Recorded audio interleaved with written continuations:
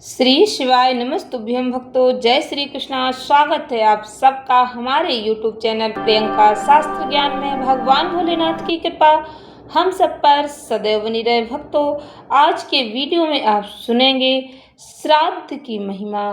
श्राद्ध पक्ष में गीता के कौन से अध्याय का पाठ करना चाहिए या सुनना चाहिए, क्यों सुनना चाहिए, इसका क्या महत्व है, वीडियो में मैं समझाने का प्रयास करूंगी। वीडियो पूरा अवश्य सुने। वीडियो में आगे बढ़ने से पहले कमेंट बॉक्स में महादेव का जयकारा अवश्य लगाएं। हर हर महादेव, जय श्री कृष्णा लिखकर भगवान जी का आशीर्वाद प्राप्त करें। चैनल पर पहली बार विजिट हुए, पहली बार मेरी आवाज़ सुन रहे तो चैनल को सब्सक्राइब करके बेल आइकन अवश्य दबाएं। इससे हमारे वीडियो के नोटिफिकेशन आप तक पहुंचते रहेंगे। भक्तों, हिंदू सनातन धर्म में गीता का बहुत ही विशेष महत्व बताया गया है। भगवान श्री कृष्ण ने गीता का ज्ञान अर्जुन को कुरुक्षेत्र के बीच में दिया था। यह हमारे जीवन के लिए बहुत ही उपयोगी है। भक्तों, गीता के 7वें अध्याय में पितरों के मोक्ष और मुक्ति से जुड़े सवालों के साथ साथ श्राद्ध और तर्पण से जुड़ी महत्वपूर्ण बातें बताई गई।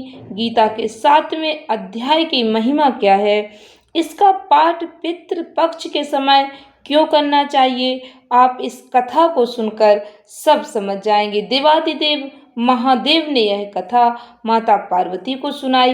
पूर्ण श्रद्धा भक्ति के साथ श्रवण करें गीता के 7वें अध्याय के महात्म की कथा।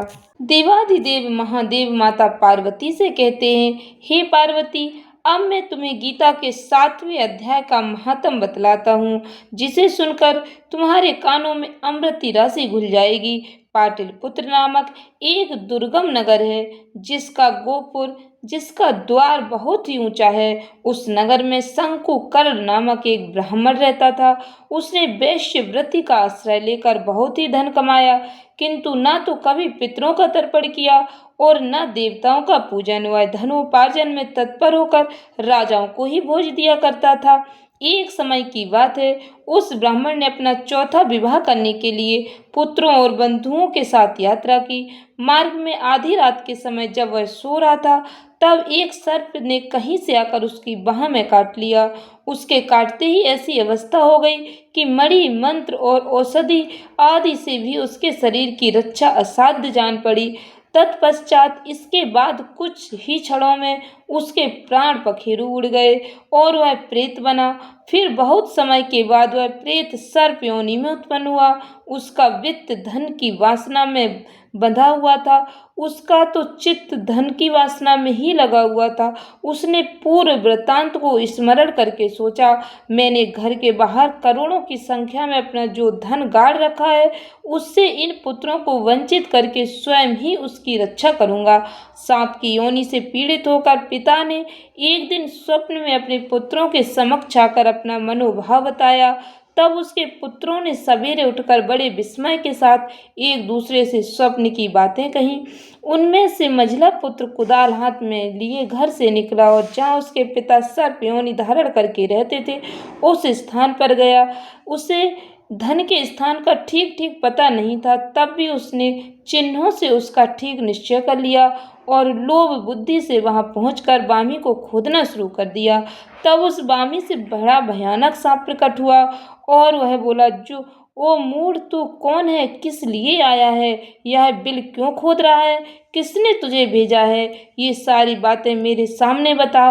पुत्र ने कहा, मैं आपका पुत्र हूँ, मेरा नाम शिव है। मैं रात्रि में देखे उस स्वप्न से विस्मित होकर यहाँ का स्वर लेने के लिए कौतूहल से आया हूँ। पुत्र की यह वाणी सुनकर वह सांप हंसता हुआ उच्च स्वर से इस प्रकार स्पष्ट वचन बोला, यदि तू मेरा पुत्र है तो मुझे शीघ्र ही बंधन से मुक्त कर। मैं अपने पूर्व जन्म के गाड़े हुए धन के ही लिए सर्प योनि में उत्पन्न हुआ हूँ। पुत्र, पिताजी, आपकी मुक्ति कैसे होगी, इसका उपाय मुझे बताइए, क्योंकि मैं इस रात में सब लोगों को छोड़कर आपके पास आया हूँ। पिता ने कहा, बेटा, गीता के अमृतमय 7वें अध्याय को छोड़कर मुझे मुक्त करने में तीर्थ, दान, तप, यज्ञ सर्वथा कुछ भी समर्थ नहीं है। केवल गीता का 7वां अध्याय ही प्राणियों की जरा, मृत्यु आदि दुखों को दूर करने वाला है। पुत्र, मेरे श्राद्ध के दिन गीता के 7वें अध्याय का पाठ करने वाले ब्राह्मण को श्रद्धापूर्वक भोजन कराओ। इससे निस्संदेह मेरी मुक्ति हो जाएगी। वत्स, अपनी शक्ति के अनुसार पूर्ण श्रद्धा के साथ निर्व्यसयी और वेद विद्या में प्रवीण अन्य ब्राह्मणों को भी भोजन कराना। सर्प योनि में पड़े हुए पिता के वचन सुनकर सभी पुत्रों ने उसकी आज्ञा अनुसार उससे भी अधिक किया। तब शंकुकर्ण ने अपने सर्प शरीर को त्याग कर दिव्य देह धारण किया और सारा धन पुत्रों के अधीन कर दिया। पिता ने करोड़ों की संख्या में जो धन उनमें बांट दिया था, उससे पुत्र बहुत प्रसन्न हुए।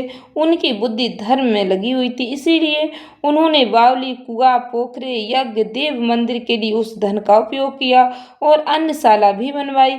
इसके बाद 7वें अध्याय का सदा जप करते हुए उन्होंने मोक्ष प्राप्त किया। हे पार्वती, यह तुम्हें 7वें अध्याय का महात्म बतलाया, जिसके श्रवण मात्र से मानव सब पातकों से मुक्त हो जाता है।